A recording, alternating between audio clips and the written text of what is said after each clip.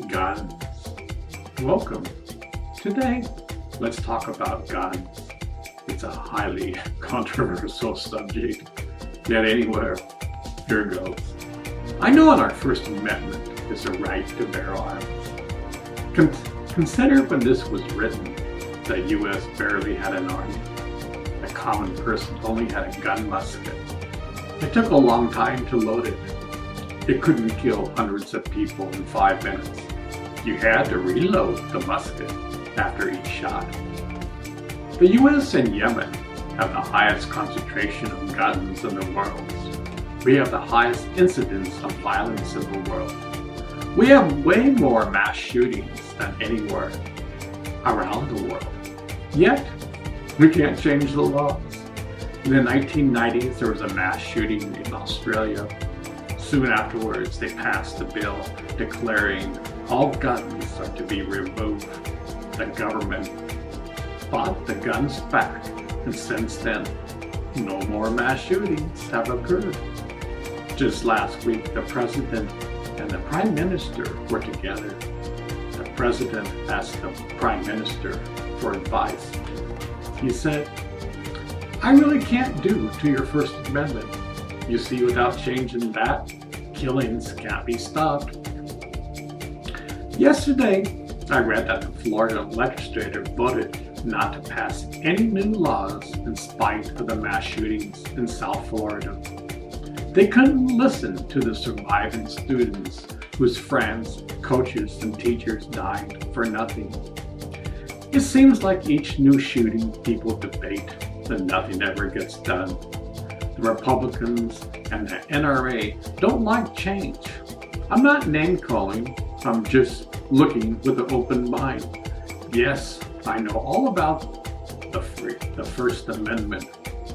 But is this still true today? Deuteronomy 25:11-12. When fighting another man, chop off his wife's hand if she grabs your genitals. This is our precious Bible.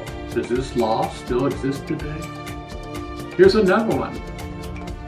Leviticus 15:19-21. Don't sit where a menstruating woman has sat. I could give hundreds of examples where today laws have changed and morphed into something more civil. Yet some laws are eternal. Thou should not kill. Every day, hundreds of people die from guns. Why do we have them in the first place? Why are Americans so violent? Just think, across the border from us lies Canada. Yet their murders are 1,000 times lower than the United States. Why is that? What is the difference between them? They have the same amount of guns per capita as the United States. There's something to think about. Personally, I think we are inundated with violence. Violence is all around. When I was working for the observatory in Maui, there was a young female who loved violent movies. It would almost make her heart sing. I overheard a conversation where she said if she was offered $1 million, she would kill someone for that. Now that's twisted. Yet where does all this violence stem from?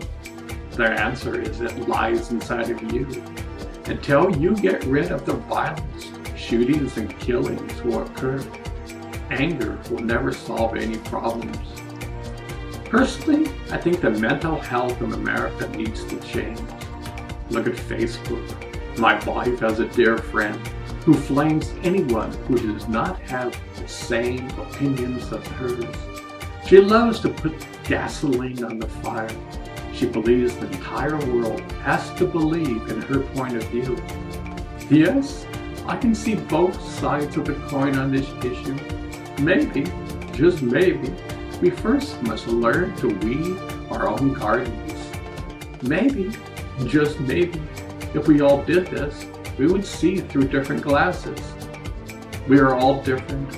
We all have different views on life. We have different principles. We all have tainted glasses. Maybe we should just listen to one another without freaking out and shout at your opponent. Both sides have a tendency to do this. Yet how can we change the laws? Well, for one thing, vote them out of office. If you don't have the heart to be there, vote them out. Change the system. Nothing has changed in 30 years. After each mass shooting, people debate and nothing happens. Vote for change. If the majority of the people do this, the laws will change. We need to return government back to the people. If a person doesn't truly represent us, then vote them out of office. Maybe the first criteria are to take a look at the ethics and morals of that person. He doesn't have to be pious. He or she just needs to have a good heart and truly want to serve. Our present-day president has a lot to learn on this. We need to change our ways. Right now in America, we are divided. We have a president who for some reason loves to divide us. Right now, it's us versus them. So many political issues are based on us versus them. How can we rule with so much contention? It's like you are good if you believe my way. You are bad if you don't. This is America today. Look at the Russians meddling today in America. Can you imagine daily thousands of posts exist that are created by the Russians? Their goal is to create divisions among Americans. They create false truths which appear to be the truth. Nobody knows what is the truth or untruth. Russia has an entire department to bring America down through the system. Personally, I think we need to clean up our house. We need to truly change for the better. In all areas of life, we need to change. We live in a broken system. The house of cards is falling. We can change. People are good. People are kind. We just need to learn how to be content with one another. We need to be kind. The sun just shines in the sky. Maybe we should learn from nature. Nature has a lot to teach us.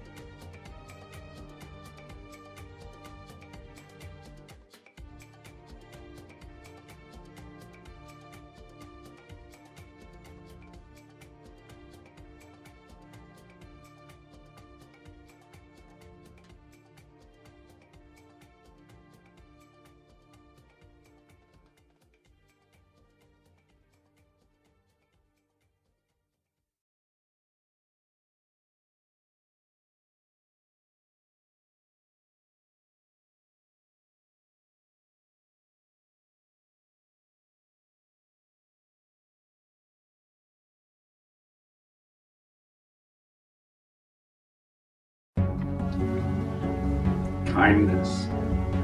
Kindness is needed in this world. In the midst of all the flame throwing in our media, nothing ever will get solved. People shouting and bickering with one another will never help us heal. When I'm right and you're wrong, what never brings us together. We have a president who said he loves conflict. He loves putting gasoline on the fire. He loves to divide us. He loves to be the big bully. He will not listen to his advisors. He will not hesitate before he speaks.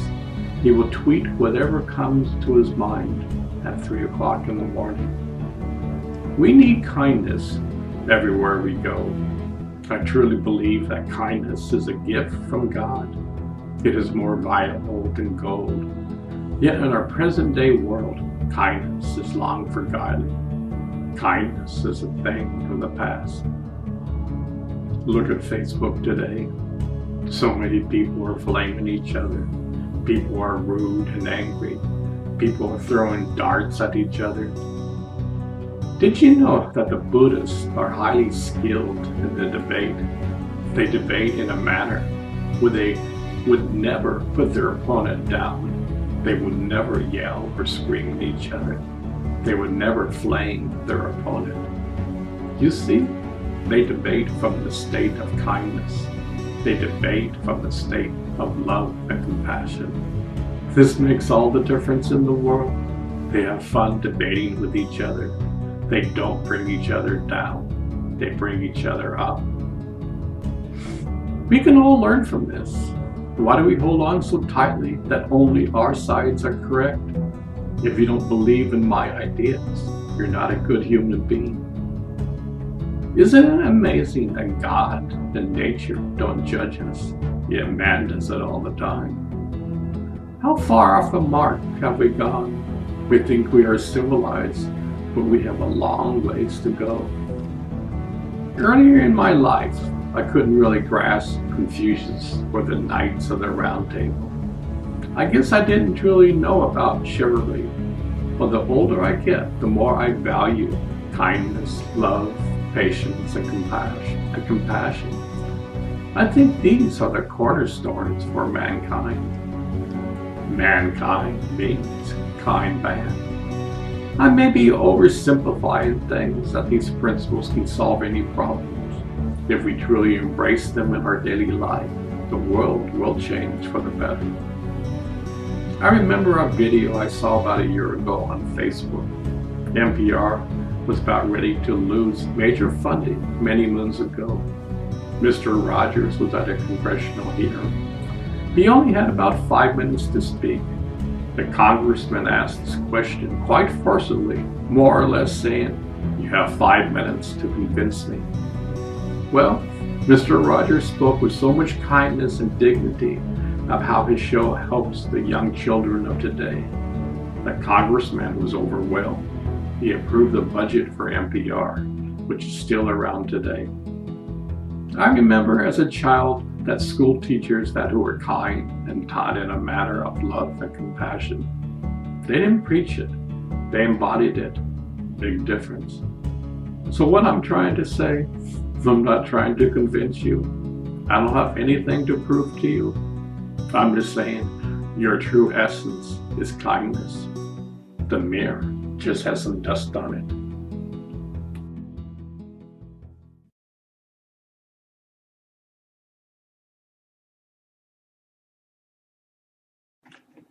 President Trump says it's easy to win a trade war. My question is, why should we have a war at all? Our economy and the world's economy is going great. Why sink the ship? According to President Trump, he says China is overtaking our steel market. Yet, according to NPR, only 3% of our steel comes from China. Our next door neighbors, Mexico and Canada, provide the majority of steel to the U.S. Why should we ruffle their feathers? We already have NAFTA, which has been running smoothly for years. Yes, there are problems. But with any deal, with any nation, there will be problems. A trade deal helps solve the majority of problems. It can't solve everything. The world is looking at America and doesn't like what it sees. It seems that there is a bully in charge. It's his way or the highway. Even his main advisor on trade is leaving the office. He has years of experience and strongly advised the president not to take action. Paul Ryan and the majority of Republicans strongly disagree with this. Even our European allies are considering a trade embargo with our jeans, whiskey, and other goods. It seems like our great partnership with Europe has changed ever since Trump has entered the office. I believe we should be a shining light in this world, yet in the past year, there is so much uncertainty. The U.S. needs to be stable in order to maintain relationships with other countries. I often wonder if the president wants to destabilize the world. Why do we have most embassies not having ambassadors? Even in South Korea, presently, we don't have an ambassador. Right into South Korea's backyard, we don't even have an ambassador. I'm beginning to think that a powerful businessman such as Trump really doesn't understand mechanics of politics. How can we have a president who doesn't read his daily briefs? My way of thinking is that if you don't see the value of this, you shouldn't be president.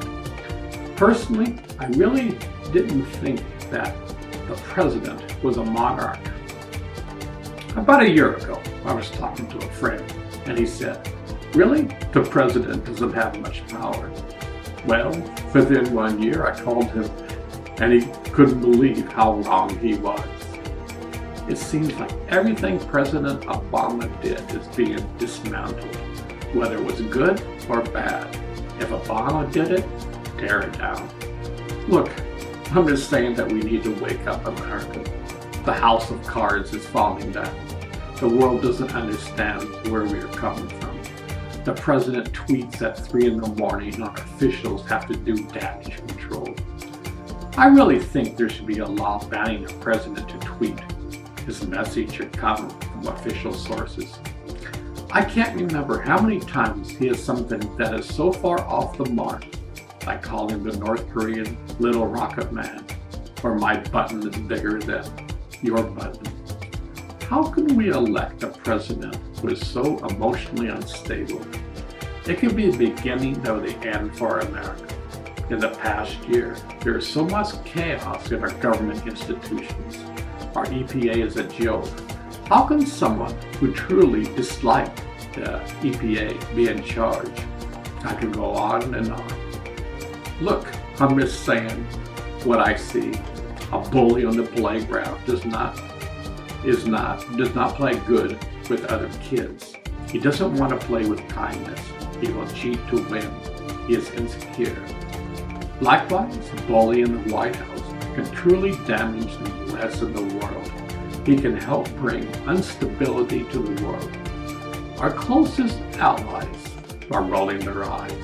Our greatest friends for over 150 years are beginning to doubt our friendship. What took years to build is quickly eroding. I'm not a politician, but I've been around the block a few times. I feel the bickering between both parties has got to stop. If it doesn't, the U.S. will sink into the sand. All past civilizations went under when the leaders could no longer talk to each other. The U.S. is not above this law. Take a look at all civilizations going back 2,000 years, and you will see that these traits were the cause of the downfall. Of course, there is war. I'm not going into that subject. So what it's worth, some people would disagree with me and some won't. Personally, I'm not a Democrat or Republican. I can see both sides of the story. Both of the central values are good. Yet presently, both sides hate each other so much it brings the ship down. They don't see that amidst of their bickering, it created a hole in the ship and water is coming in. The ship is sinking and all they're doing is bickering with one another. No laws are being passed.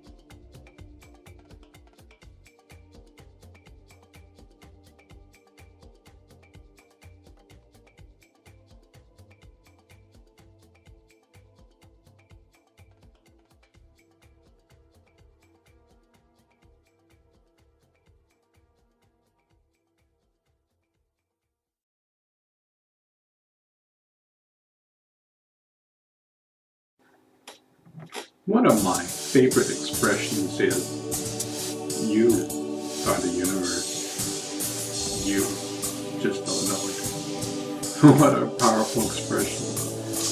Does that excite you at all? We are so much grander than what we think.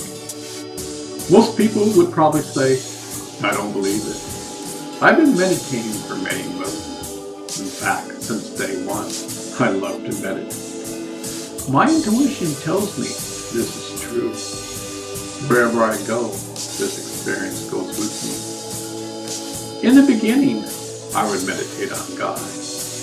After some point in time, God meditates on me. That same energy that is made up of the universe lies inside of me, and I'm aware of that. That energy is pure kindness. The energy is pure love and compassion. This energy is our true nature. You see, we don't die. We are eternal. Our bodies will die, and we will live forever. Meditation is the link between man and the universe. Imagine having a URL to God. If you don't have that URL, you can't go to that website. But if you enter that proper URL in your browser and hit enter, presto, you're at that site. Meditation is the URL that you enter into the browser of life. Mind you, this webpage is always changing. It's not a static site. All the knowledge of the universe lies there. But to tell you the truth, the main key is to transform yourself and become a better person. It's like taking a shower. This is not some ordinary shower. This is a shower of kindness. This is a shower of love and compassion. This is a shower of patience. Slowly, one transforms. One begins to pull the negative weeds within. Weeds such as anger, greed, war, and on and on and on. Nobody gets a free ride in life. Everybody is responsible for their actions. We must be conscious and aware every moment of our life. Life is like a video game. At each level you play the game, it becomes more interesting and exciting. Imagine life throws you a curveball. Someone says something to which you don't agree with. We see this all the time. Just look at people flaming each other on Facebook.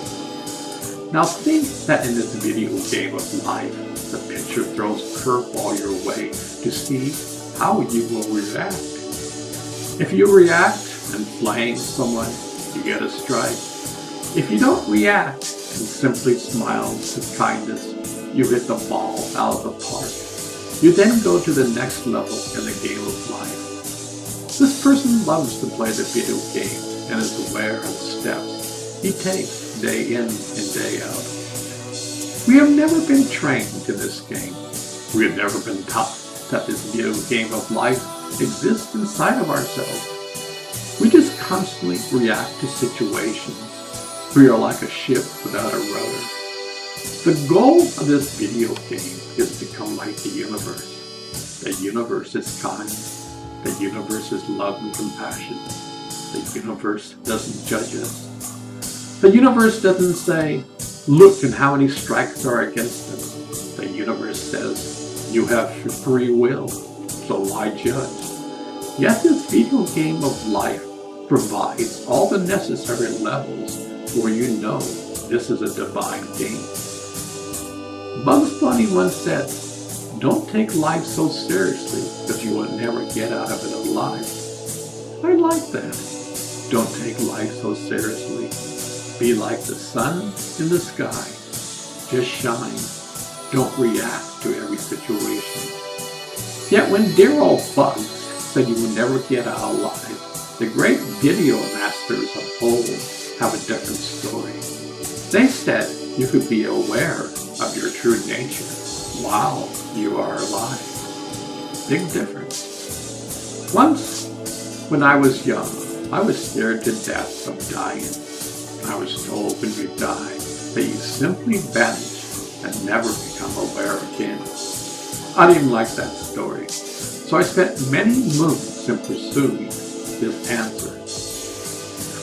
To be frank, I still don't want to die. I love this place. Yet, in my experience, I'm bringing heaven down to earth. Heaven lies inside of us. It's not a place we go to. Heaven is a state of mind. Depending on how we are proactive and aware, or simply reacting in this video game of life, will correspond to our state of mind. People ask me why I love the Eastern thought.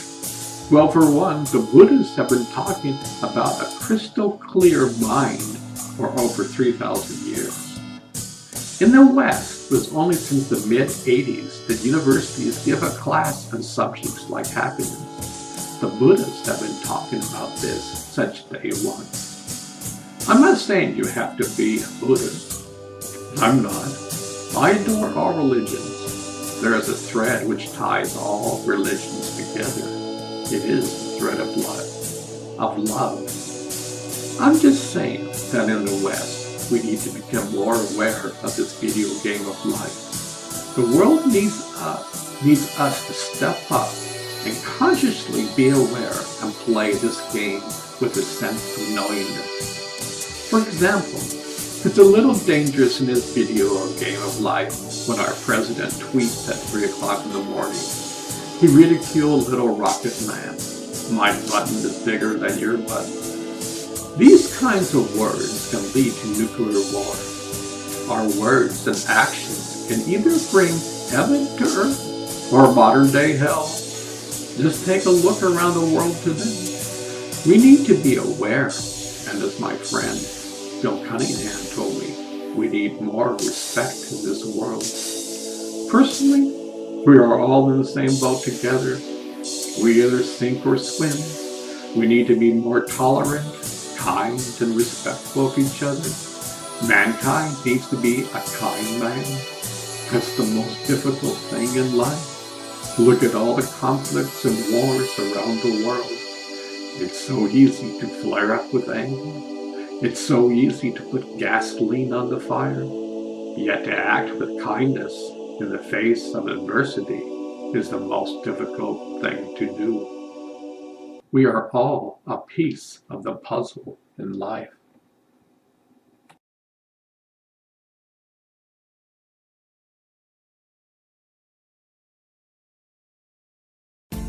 Recently, I read an incredible article which describes the nature of consciousness. It was talking about a term called panpsychism. During the 1920s, Bertrand Russell came up with this term. It's kind of like, what came first, the chicken or the egg? What comes first, a human body or mind? Or is there awareness beyond that? Is the universe aware and consciousness? Is there a conscious quantum soup of consciousness? Does a rock or a flower aware? Does consciousness require a form?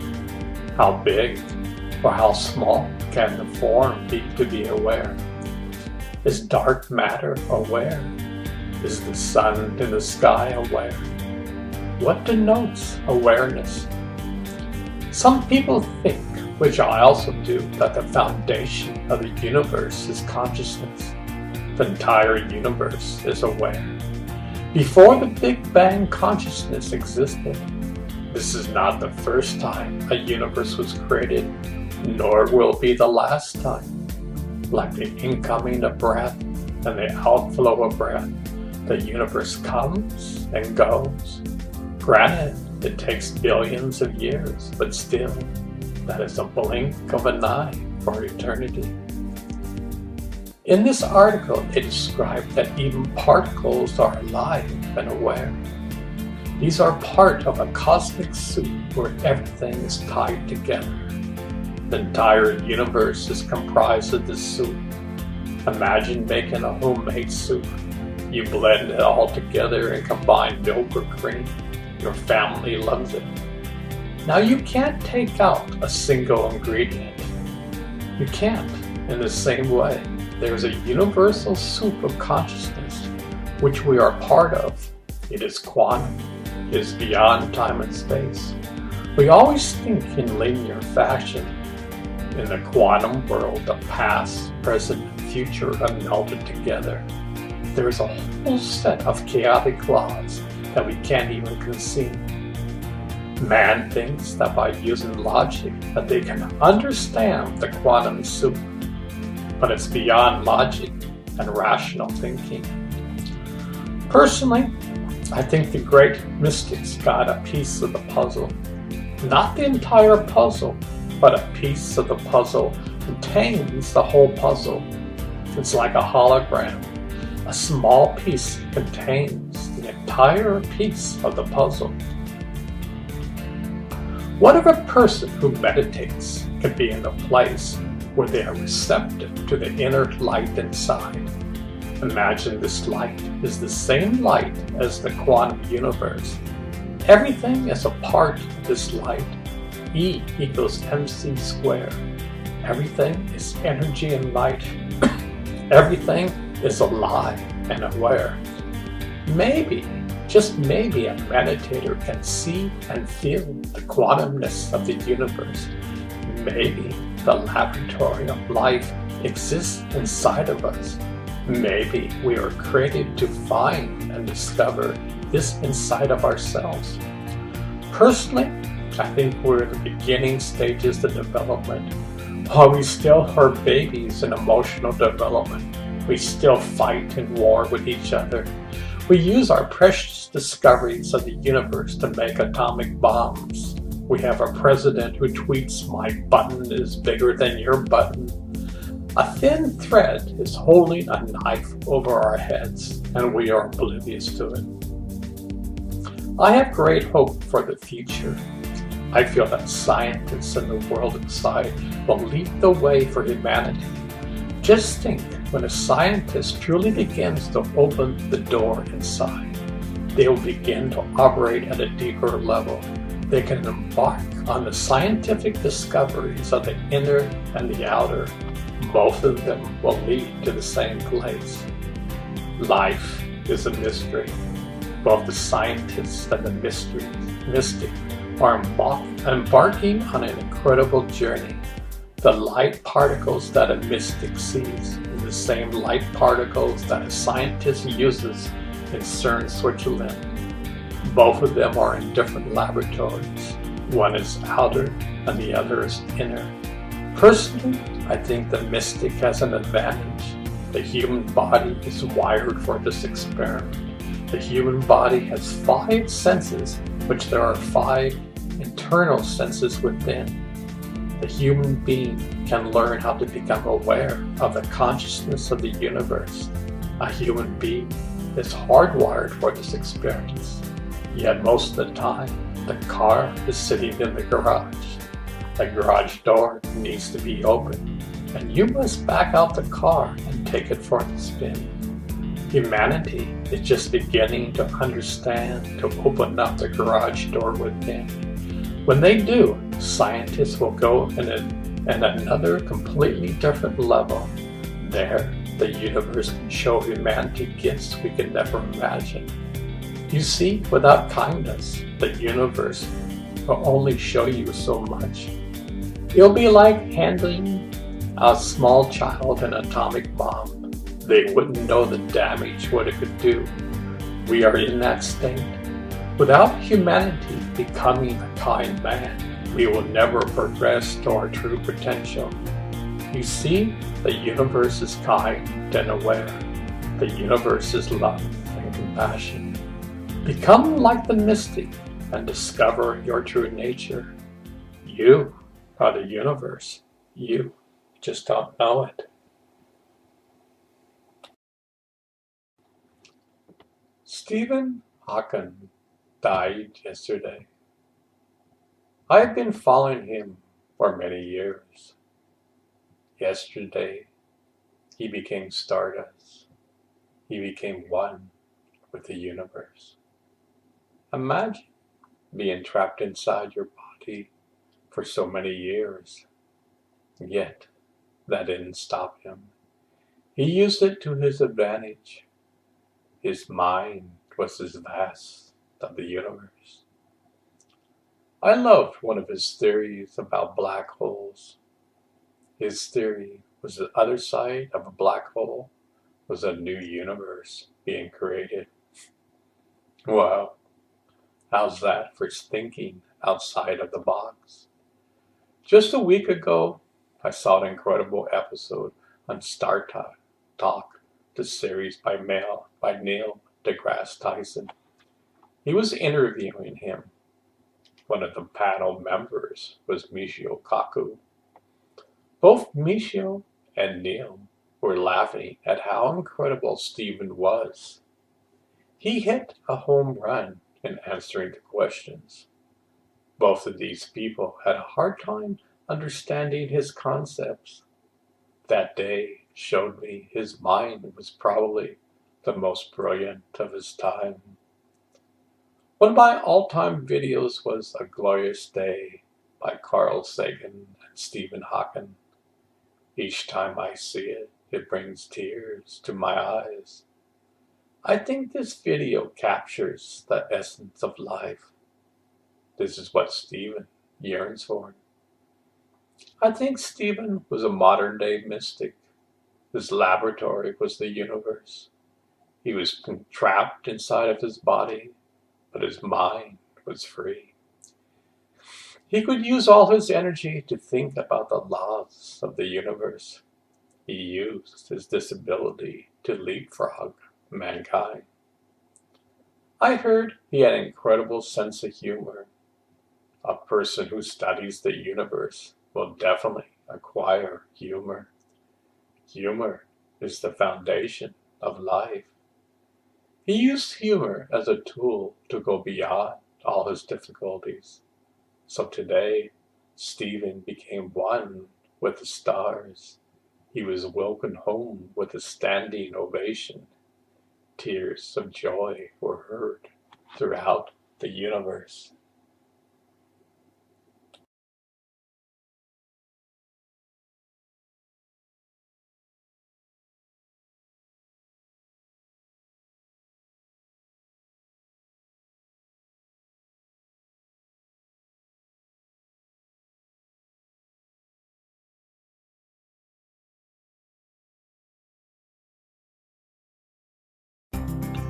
Last week, I heard on NPR radio this fascinating story.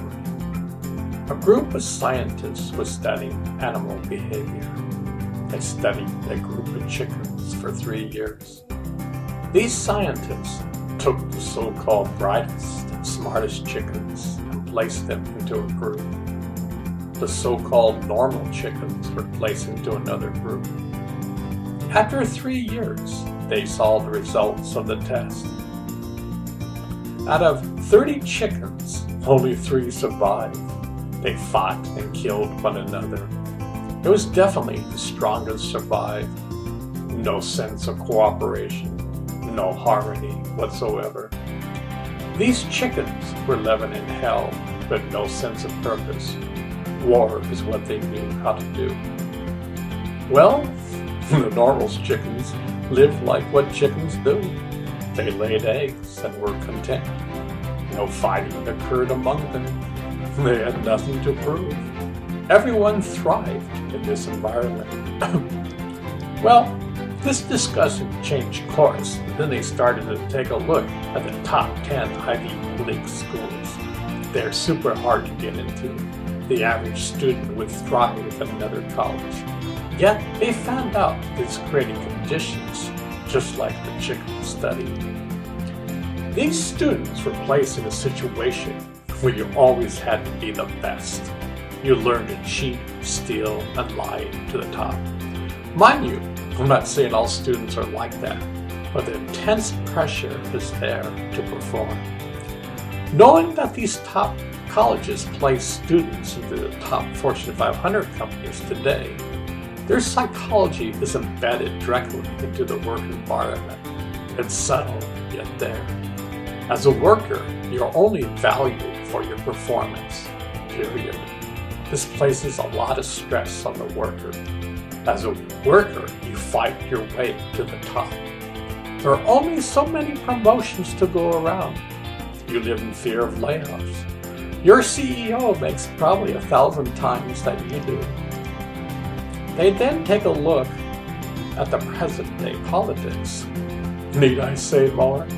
Constant bickering and fighting, no cooperation. Name-calling is the name of the game. There is no sign of discrimination. We have a media that is either one side or the other. Both sides can hardly speak to one another. Our president has told so many lies that nobody knows what truth is. Just one of his major blunders would have brought a past president to resign. How many affairs has the president had? And the Christian majority still support him. Well, the rest of the chickens are living their lives. They're going to school, they have friends and family, they go to work, they go on vacations. They are good people. They love their fellow man. I'm not saying there are problems. There are tons of them. I remember people always talk about Darwin's theory, the survival of the fittest. Did you know that Darwin considered this to be the lowest in his view of evolution? His view was cooperation. Nature cooperates with each other. The entire world of nature is in cooperation with each other. If nature did not cooperate, this planet would have been gone a long time ago. This is the main theme that the scientists discovered. Without cooperation, we are doomed. We must reclaim this. We are all Americans. We aren't just Republicans or Democrats. We are united. It's about time for us to wake up. I see a new wave of hope occurring in us today. People are starting to wake up and demand for change.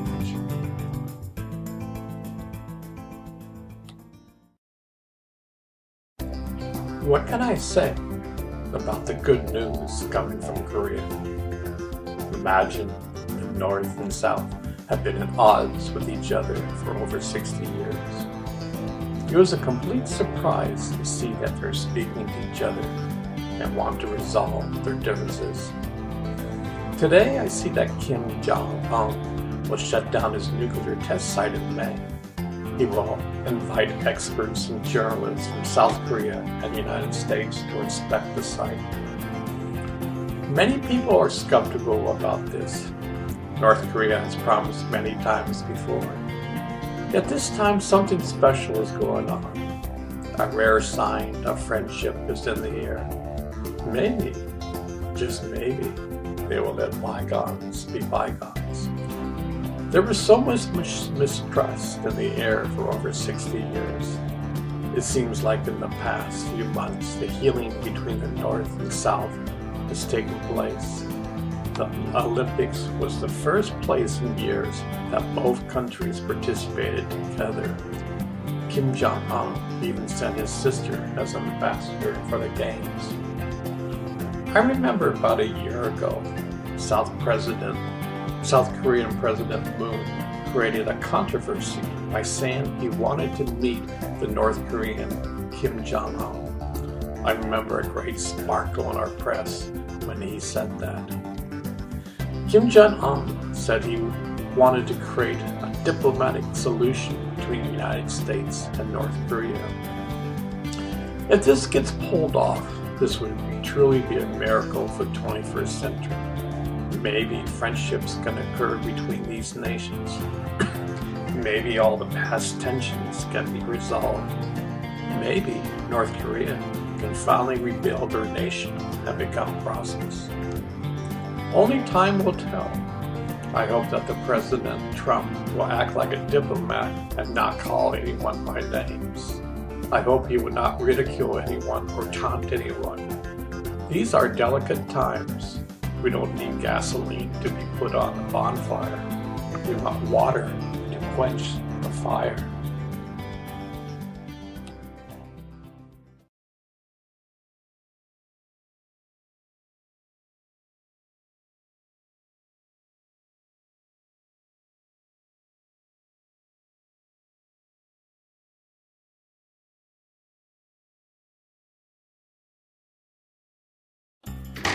Most of the world was highly disappointed when President Trump pulled out of the Iranian deal.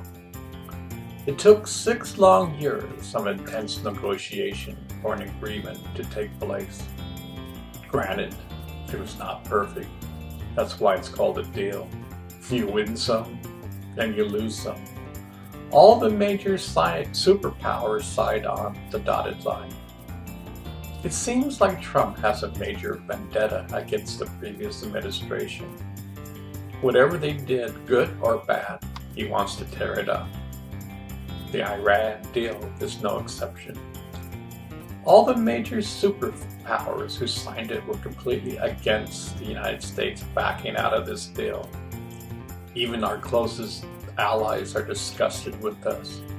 What does it show to the world that we can't keep our word any longer? Who will trust us when, at a whim, the president can back out of the deal? Why can't Congress do something about it? Do we have a dictator in office? Whatever happened to diplomacy? We have a power who lacks the wisdom and thinks he knows more than the world leaders. He is running the office only for people who voted for him. I feel the United States is so off its mark. Any one of Trump's actions would have impeached another president. Yet for the time being, our nation is being run into the ground. Will another war take place in the Middle East? Only time will tell. I feel we lost a huge opportunity in helping Iran get stabilized. Most of the hardliners in Iran were against the deal, but the president said, let's trust them and see what happens. Well, we backed out of the deal and a huge vacuum exists. Let's see what gets sucked in.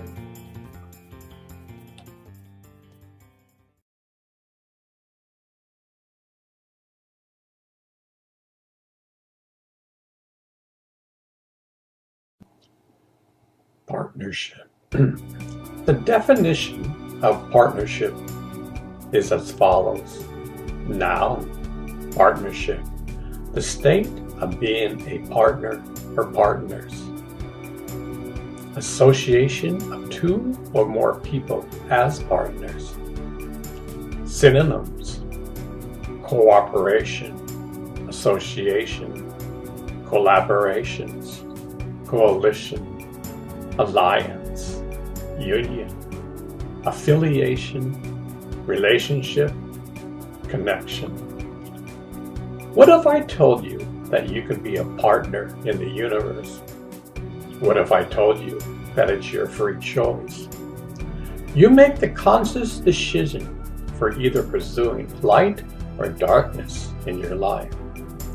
You see, you are the masters of your own life. Nobody can solve your problems for you. You must solve them on your own. Know there's tons of bad advice out there.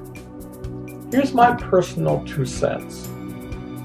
First of all, the mind is a very dominating force in our life. We can't control it. You might say, my mind doesn't bother me. Well, sit down and meditate for over a month and tell me if you still believe so. We are a mixture of light and darkness. The more you are in alignment with the universe, the less darkness will be in your life. The more aware and conscious you are on a day-to-day basis, the more you will be in harmony with the universe. You see, the universe is kind. It does not judge you or criticize you.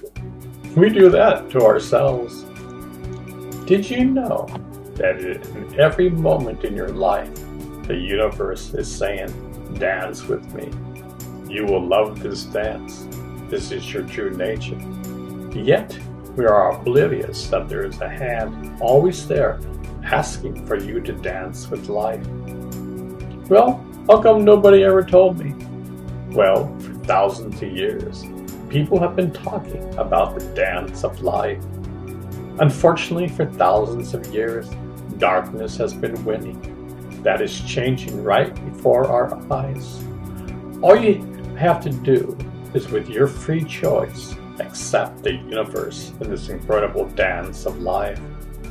Do these words cooperation, association, collaboration, coalition, alliance, union, affiliation, relationship, connection with the universe as your partner excite you? How would you like to be a partner with the universe? It is your birthright. You come into this world to discover your true nature. Ponder this over. The message is short and sweet. Your free will. My advice is to become a partner with the universe. Day by day, moment by moment, you can change and discover your true nature.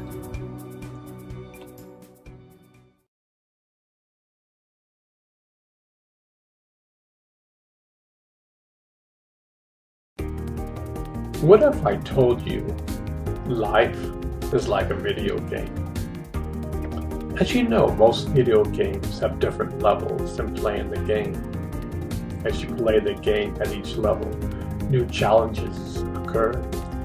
Yet in this video game of life, most of us play this game without any awareness of how we program this game of life.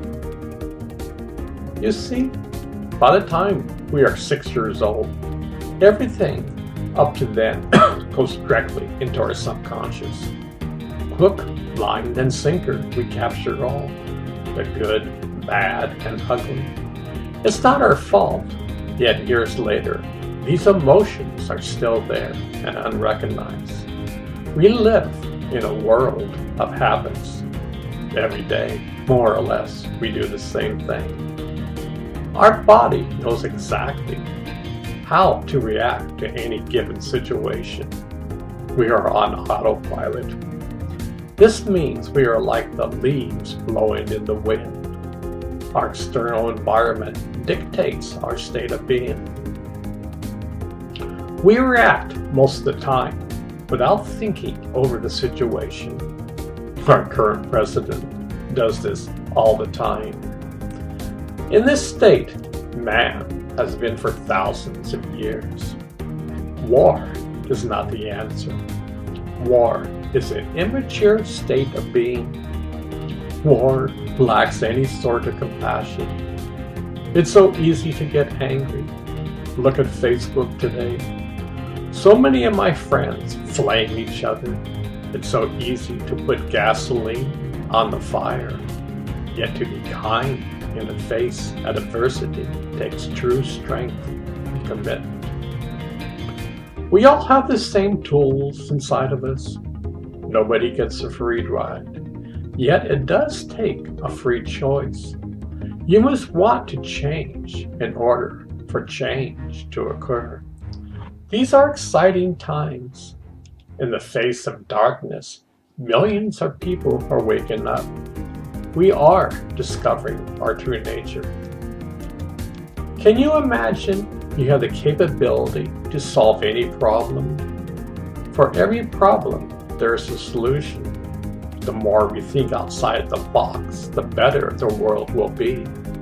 In order to have a new world of kindness, we must think and act in ways of kindness. Being a bully is as weak as you can get. Calling people's names and ridiculing them is a state of someone who is totally insecure. Nobody who is kind needs to act in this manner. They have nothing to prove. They are secure, moment by moment, within their own being. A wise man looks at each moment similar to the one who plays a video game. Yet this video game is alive and real. In fact, it's your life. You can change and act in any given moment to be kind and in balance with the universe. You can actually experience that you can be in harmony with nature. You can see through the eyes of others and not judge them, but to love them. As you go through the various levels of the game, you see that in each level there is something grand to understand and grow. Life is not static. Life is always evolving. If we are not aware of this precious video game, life will always throw you curveballs, whether you like it or not. As I said before, nobody gets a free ride. Yet by being aware and participating moment by moment in this game, you can hit a home run when a curveball is thrown. Okay, maybe not a home run, but a signal. This means you are at first base. Wow, that means you're playing the game. You are conscious and aware. It means that you are rewiring your body and subconscious. Now, that's a miracle. Do that moment by moment, and you will totally transform. Did you know that meditation is the key to help you change your life for the better? Did you know that if you make an affirmation over and over, and your mind is in an ordinary state, beta, nothing will change in your subconscious. The subconscious can only change in a deeper state of mind. This is one reason why one meditates. Now, meditation is not only when you close your eyes. Meditation can occur in your daily activities, even when you are sleeping. They say that in the beginning, you meditate on the universe. At some point in time, the universe meditates on you.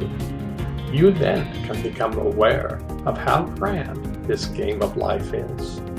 You have a partner who has always been there with you. Your desire is to be in tune with the universe and help others along the way.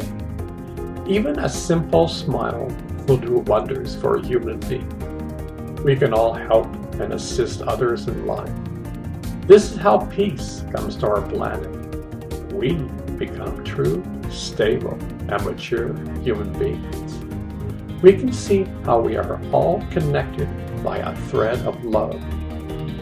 Ponder this over. There is a great meaning behind this. You are the universe.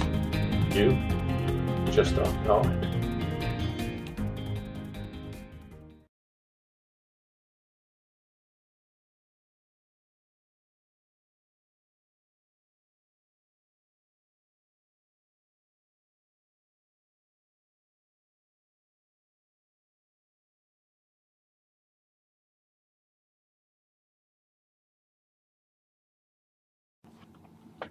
There is a thread of love tying us all together.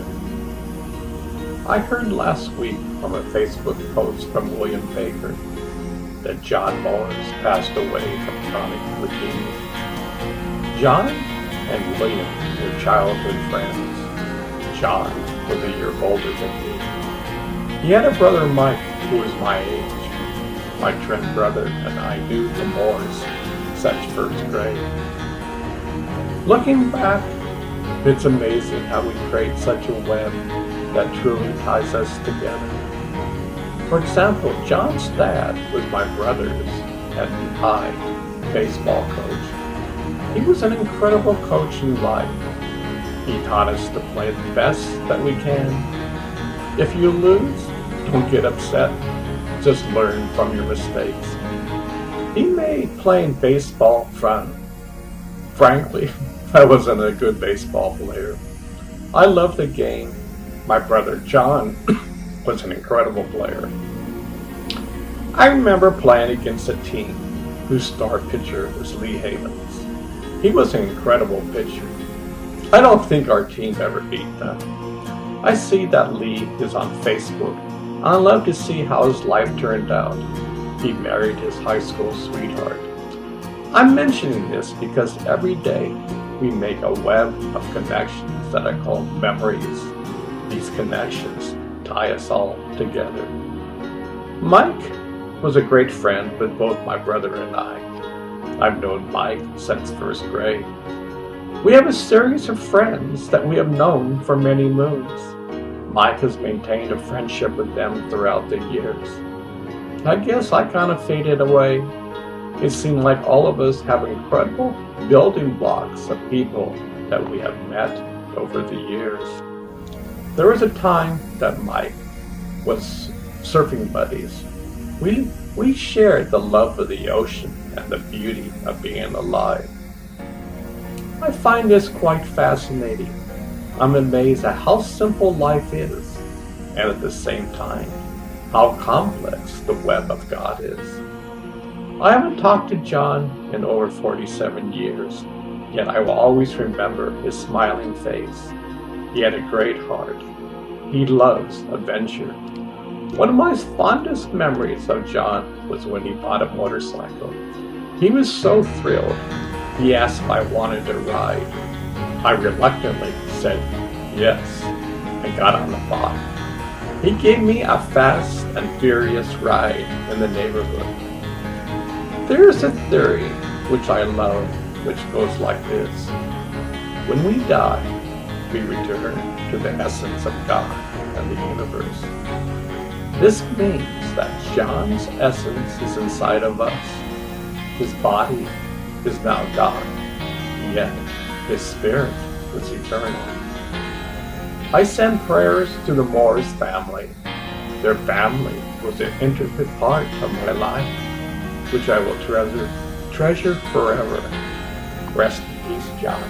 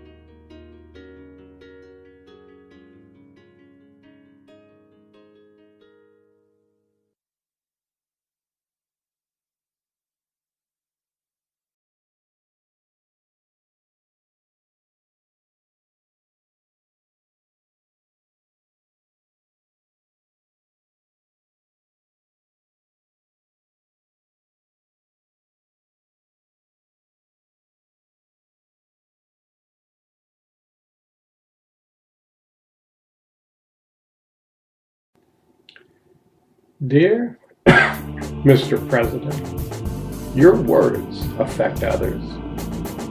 When you say you are a nationalist, everyone knows what you are saying. Wink, wink. I didn't add white to it, but you know what I mean.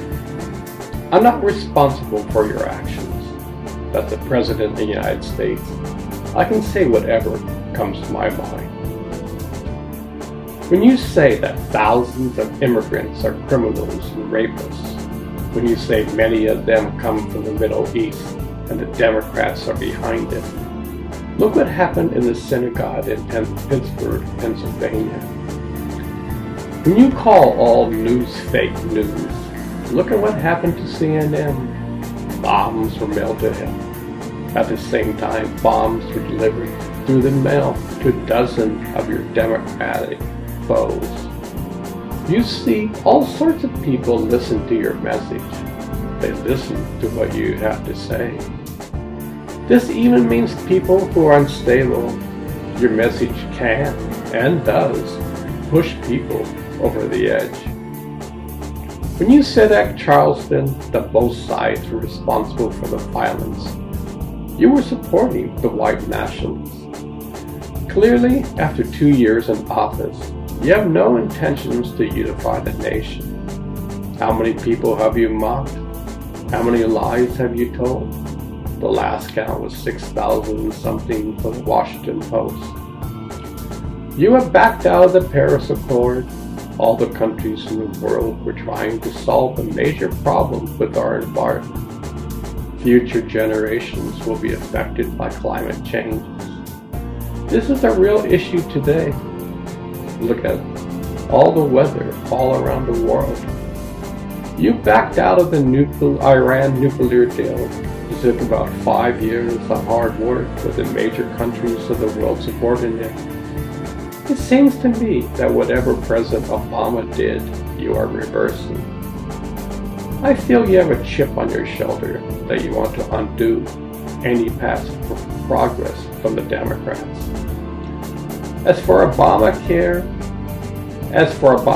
people need help and assistance. What better plan have you come up with? We all know there's a serious issue with health care today. I was totally surprised when you said on 60 Minutes that you mocked on purpose Christine Blasey Ford so Kavanaugh would be elected. You said on air, I had to do whatever to get him elected. You even had the FBI do a jackass background investigation. Look, I'm not angry. I'm just saying what I see. The entire world is looking at us and are shaking their heads. They have never seen a president like this before.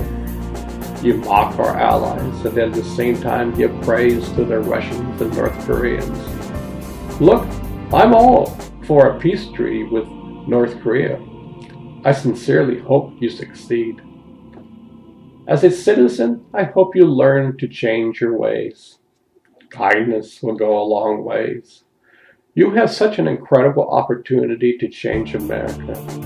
I pray that someday your speeches will come from your heart and you don't speak only to your followers. I hope you may learn how to unify man. I could go on and on. I'll keep it short. I believe that Americans must be united. The time of bickering has to stop. The Democrats and Republicans must learn how to talk with one another. We are all Americans. It seems like if we disagree with the other side, they are our enemies. They are not. They just have another point of view. The only way to solve this problem is through kindness. We must drop our anger. It does not have any purpose. We must be mature adults and act like one. Currently, kids in nursery school act more mature than Congress. Both sides of the party are to blame. Every person must arise to the occasion and change for the better. Ponder this woman. We can be a guiding light to the world. We may stumble and fall, yet we have the courage to get back up and learn from our mistakes. We, as Americans, have lost our focus. We are divided. Our president has no intention to unite us. Every one of us must have the awareness to unite with each other. We can solve our problems in a civil way. We don't have to throw gasoline on the fire of life. Our whole nation, it seems, is in a state of anger. Look at all the shootings today. People are angry and are acting out. It's time for America to hit the reset button. It's time for us not to blame the other side. It's time to stop the name calling. It's time to stop demonizing the other side. We must get rid of our anger and start listening to each other. Both sides have great ideas. We must once again learn that we serve the people. You don't come into the office to hold on to your power. You come to serve. I think we have forgotten this.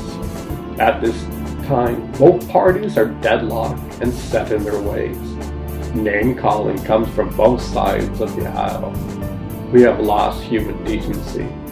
We can't even be kind to each other. We have Republicans who are so scared and refuse to speak up about our president. We have Christian leaders who totally support our president. Yes, I believe in supporting the president, yet don't believe in forgetting your sacred values to enhance a position you want. All of us are to blame. The president isn't the only one to blame. The entire Congress is at fault. Congress hasn't gotten along in many moves. The problem is not new. It seems like the more people wake up from their slumber, the more darkness has no place to hide. It's in clear sight. Personally, I like the idea to pray and send light to all our leaders. Send kindness, not anger. We don't have to hate one another. It's up to each one of us to change. We are in a vicious cycle. We think by hating and being angry towards the other side, we can solve the problems. Anger and hatred will never solve any problems. So it's up to America to change. Kindness has never left us. Love and compassion has never left us. Patience and tolerance has never left us. Our mirror is dusty. We just need to clean it. Ponder this over. You are a piece of the puzzle. We can unite with each other. In fact, we are already united. We just can't see it.